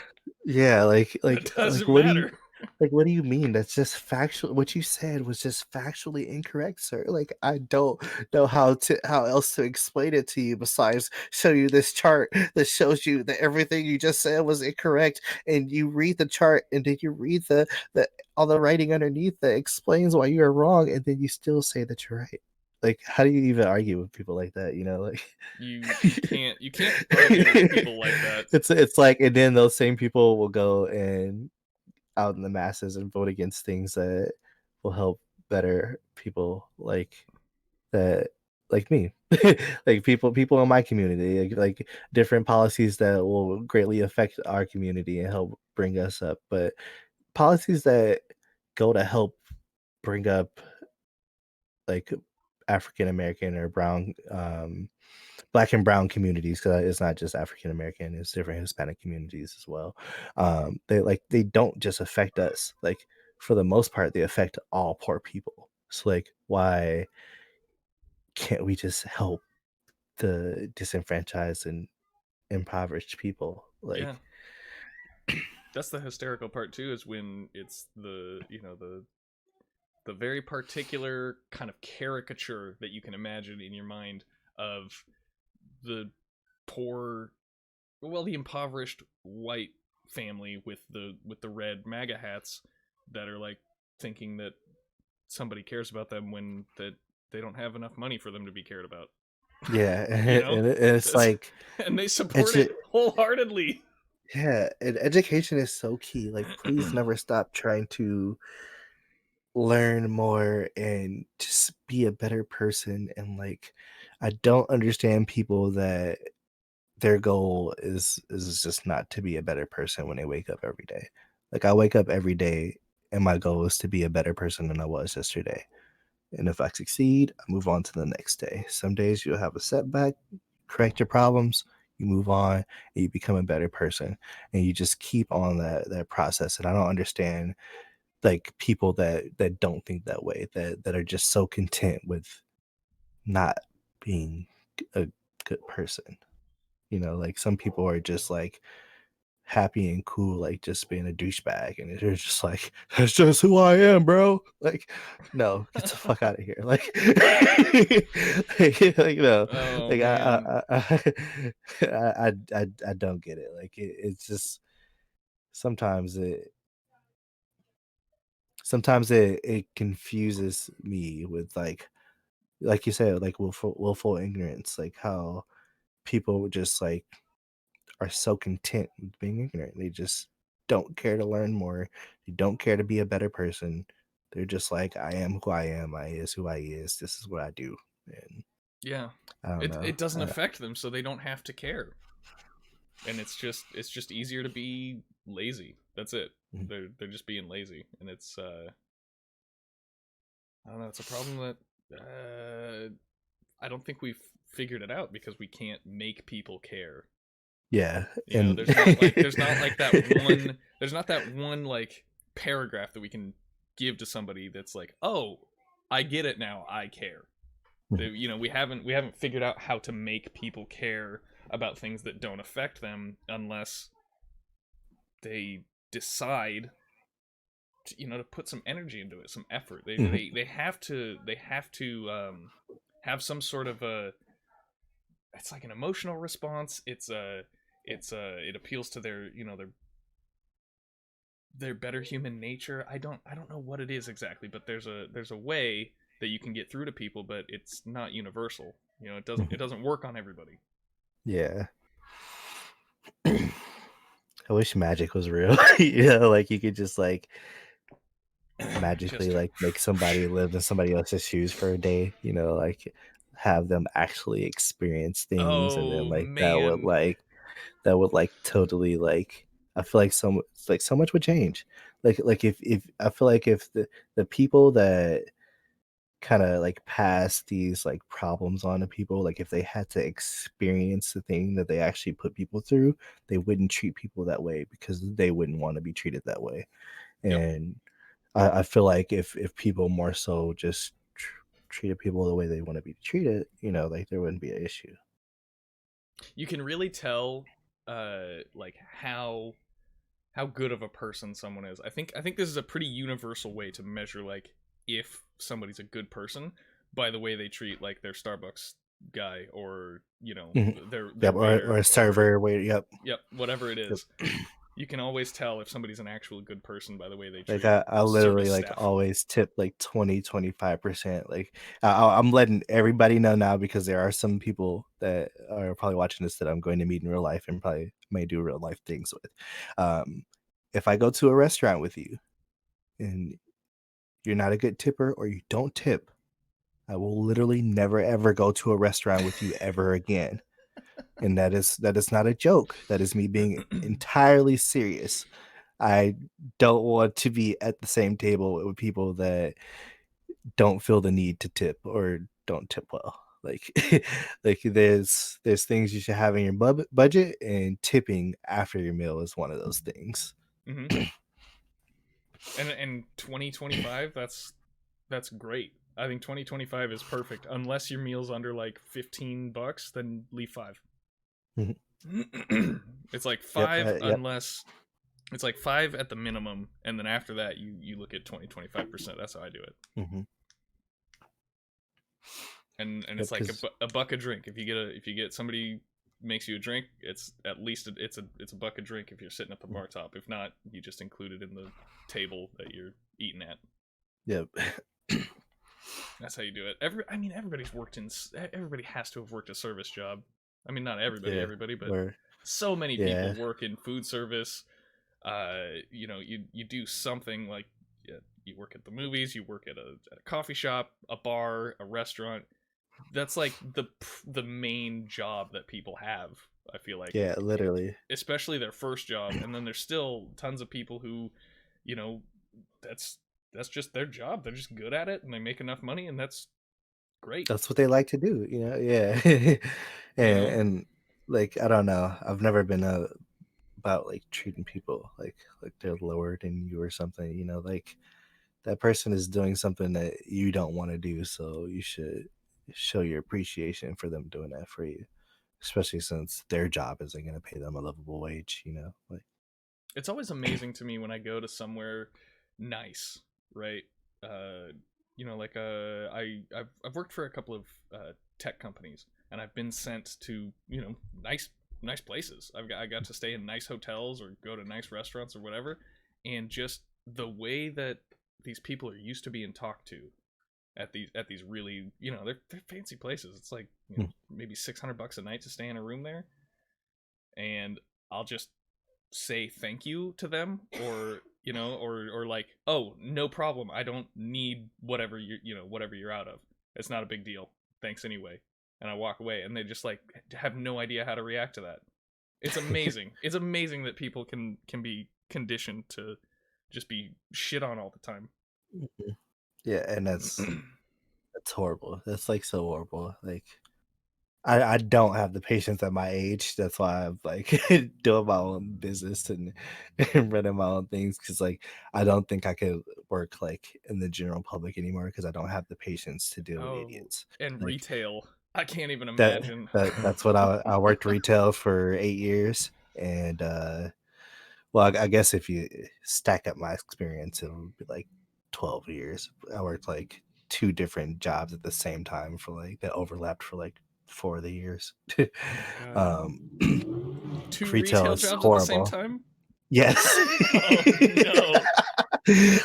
The first one wasn't paying enough. No wonder you like Tarkov. You're just in it for the Yeah. pain. I mean, yeah, like I mentioned earlier, I lost my scholarship, so I had to pay Yeah. for tuition. So I literally got two jobs and was working two retail jobs to pay for school. Damn. I mean, that's a lot. That's a lot to do. School and two retail jobs where I mean, sometimes people are cool in retail, Yeah. right? I try to be one of those people that's like, not a dick to people who have no power over whether or not I can buy something. Oh yeah, like It's when I not had their fault. customers, yeah, when I had customers that I vibed with, like we vibed like all the way. So like my two jobs was like one I worked at Best Buy, another I worked at PetSmart. So like it got to the point where like once I finally left PetSmart and like just fully did Best Buy, like I would literally have customers that would like come into Best Buy to ask me like animal questions. Like they would Really. literally just like come over and like hold up my time and be like, well, like I know you know. And I'm like, I mean, I don't blame you, but can I sell you a computer too? Like so like yeah, I definitely have some customers that I like vibe with, but like throughout my time in retail, it took all my patience. Like I have no more patience. Like I can't I can't be fake nice anymore. Like people are the worst sometimes and people would say really messed up things and at the time point in the kind of place I am in my life right now, I won't let a lot of those things slide that I did in my early college years. Yeah, and you shouldn't. You really shouldn't. I don't think anybody should let it slide. It should be way more acceptable for anybody in the service industry to be like, look, we don't have whatever you're looking for, and being a bitch isn't gonna help. That should be a valid response to somebody just acting up. Yeah. Like, hey, look, I can't help you. We can't change this, and if you're gonna be a dick, then just leave. Yep. Like they're it's people get away with too much, Yeah, and way too much. Way because too everybody much. wants because we just want their money, right? Like if Hmm. I'm the And business that owner, like they can say whatever they want because I just want their money. yeah, But then and it's it's so like stupid. there's the collateral damage of like people getting traumatized from just Yeah. having to And work that in the whole the service customer industry. is right is bullshit. Mm-hmm. It's bullshit and it makes people like me have to deal with it because you say the customer's all right and always right and they come to me like I'm always right and I'm like no that's not our policy and they're like well I'm right it should be the policy why is it the policy and I'm like I don't know why it's not the policy why don't you ask my boss and he's like no just tell him it's not the policy so I'm sitting here I have to tell people what's the policy and what's not the policy because the customer's not always right. I do love it though. There are those few times when like, yeah, this just isn't how it's gonna go, and then they're like, well, let me talk to your manager, and then they talk to the manager, they're like, yeah, they told you it's not gonna go like that. So what do you want from me? I can't do anything for you. That's when it feels Yeah. good, and you're like, all right, see you later. Yeah, and that would happen all the time. I would always call my manager over. I don't like confrontation, and once people start to get mad, I'm just like, bro, I'm just trying to do my job. Like what are you getting mad at me Just for? let me Like live. I don't control a single thing. Like I literally can't change the price of anything on the shelf right there. Like I literally can't even ring you out if I don't have the right numbers. Like dude, like I have no power here. Like how much power you think I have? Like you want me to call Mr. Best Buy and be like, hey sir, can you please lower the price of this computer $200 for my customer, please? Like no, like y'all think we have too much power. Like we're just trying to get by and do our job. Like Exactly.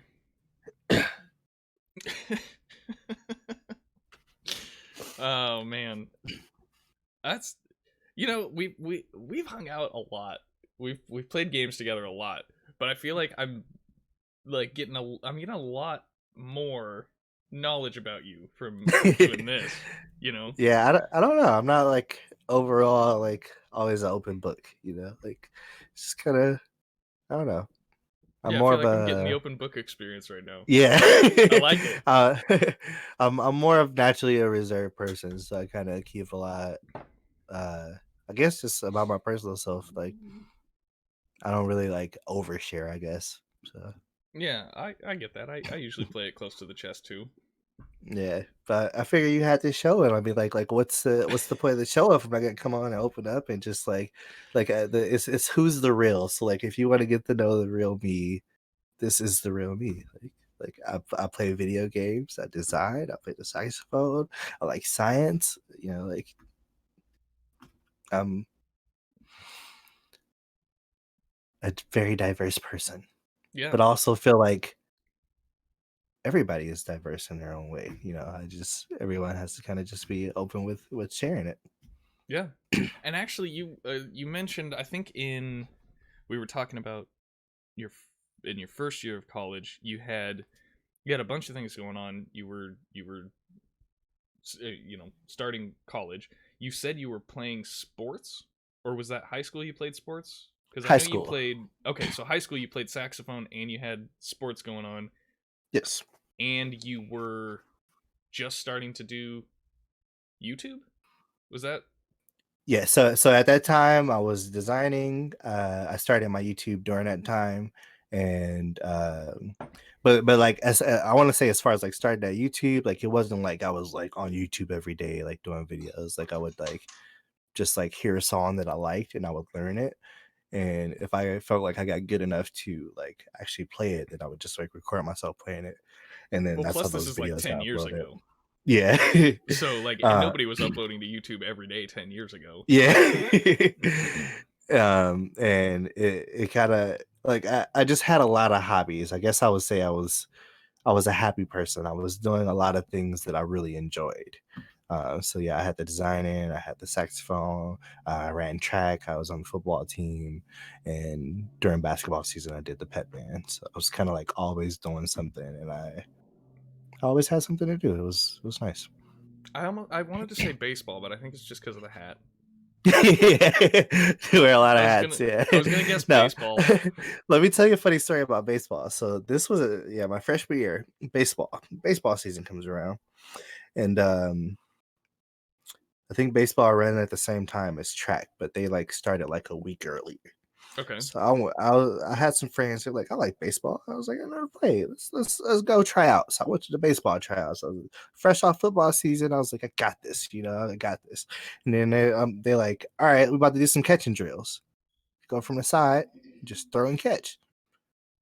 I'm like, all right, I got it in place for my other guy, and he just like chucked it fastball.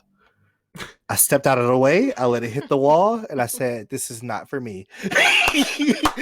And I left practice, and I never played baseball ever again, or try or nothing.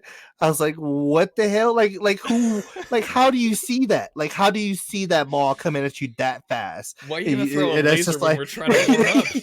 I'm like I've never played baseball a day in my life. Like I thought it was gonna be like some like yeah, like warm up drills. Like this is how you catch. Like these are the roles. Like not just like okay, catch the ball real quick. Like I wasn't ready. I wasn't prepared. I didn't know that you could throw that fast. I didn't know in high school people had arms like that.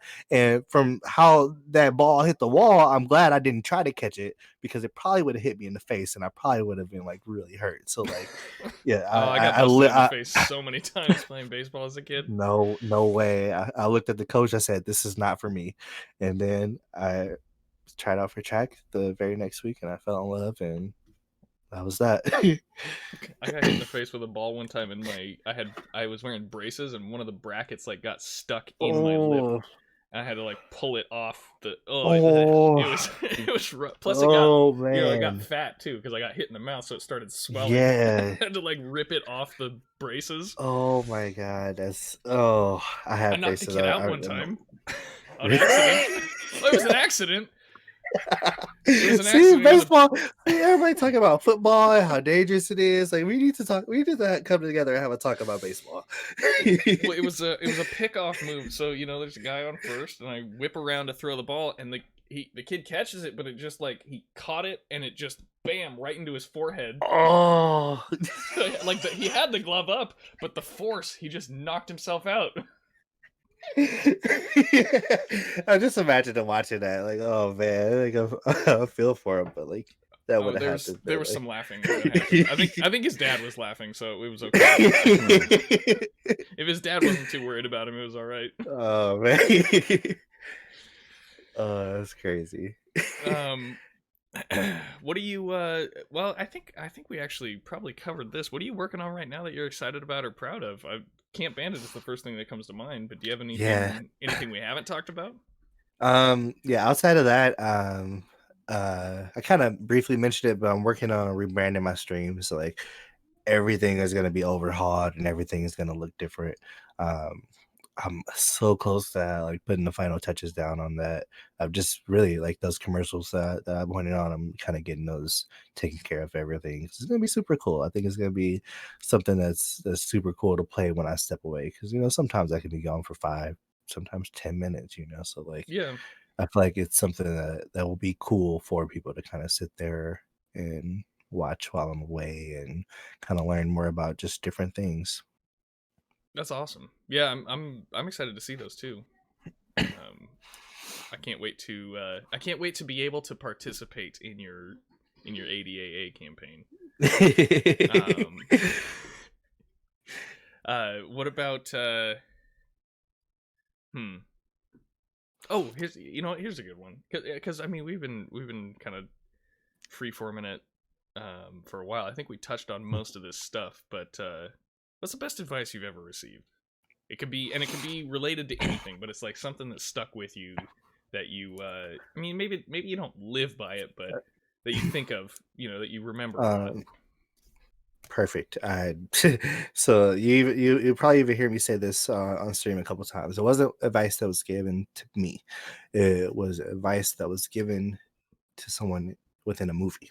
I watched it on a movie, heard the lines, and they just remain true. And if you win some, you lose some, but you live. You live to fight another day. So Okay. sometimes things are gonna get hard, but as long as you wake up the next day, you have an opportunity to change things around and keep pushing. So just don't give up and keep going. So that goes right along with every day I try to be a better person, and some days there's setbacks.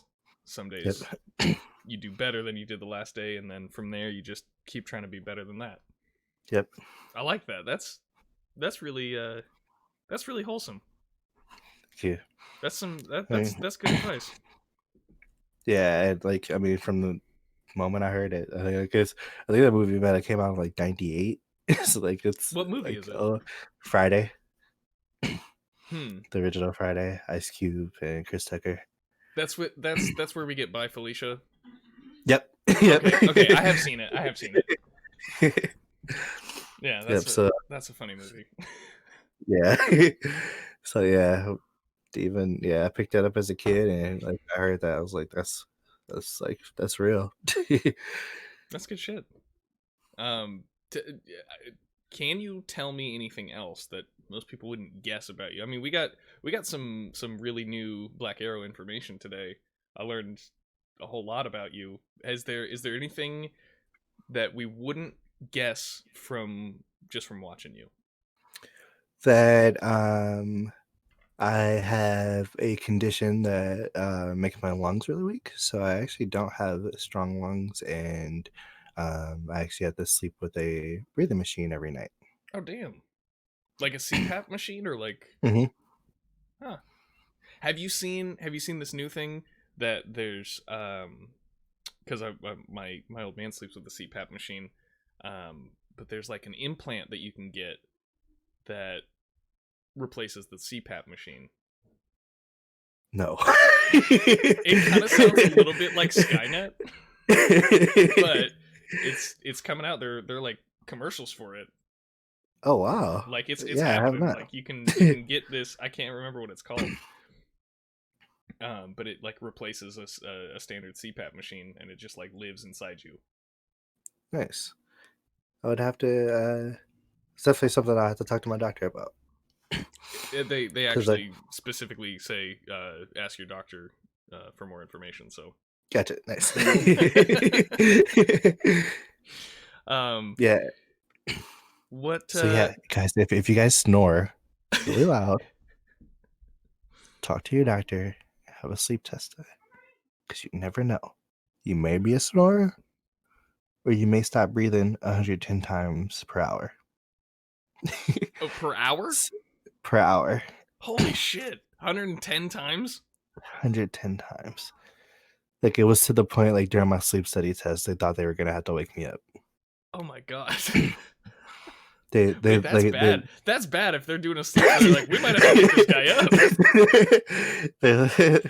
They said, like, because, like, they said sometimes I would just stop breathing for, like, 10, 20 seconds. It would just stop. Then I would start, shit. and then just stop again after, like, I don't know. But, like, it's something that I never had any idea. Like, never had. I went to the doctor. I'm like, doc, I'm, like, always tired. I never feel rested. It's like, you know what? Let's have you do a sleep study test. You might be something going on with your sleeping, and then they come to find out that, like, yeah, if I wouldn't have got that checked out, like, eventually I wouldn't have woke up. You just every night fighting for your life. Yeah, like, it's like, yeah, he's like, yeah, you stop breathing too much. Like, you're like not getting any steady oxygen sometimes. That's crazy. And I never, I mean, I knew I snore, but like I never knew I had any like either deep down problems. And then from there we were able to kind of like do more like x-rays and stuff on my lungs. It led to us finding out more stuff. So wild. I guess the only thing I would say is like take care of yourself. Always go into your doctors, whether it's physical doctor, mental health doctor. Yeah. Take care of yourself. I think that's a good like moral of the story. You know, that's a good tie it all together. Take care of yourself. That's a good way to end. That was my question. What do you want to end on? You have any closing thoughts? And I think take care of yourself. That seems like a good place to pivot into some Apex. Yeah. Yeah, I think so. Are you ready? Yeah, actually, do you mind if I take like a 5-minute break? Oh, we've been sitting here for 2 hours. Yeah, I need to pee. Yeah, same. I'm like, man, I done had this coffee. I started slowing down on my sips. I'm like, man. Yeah. But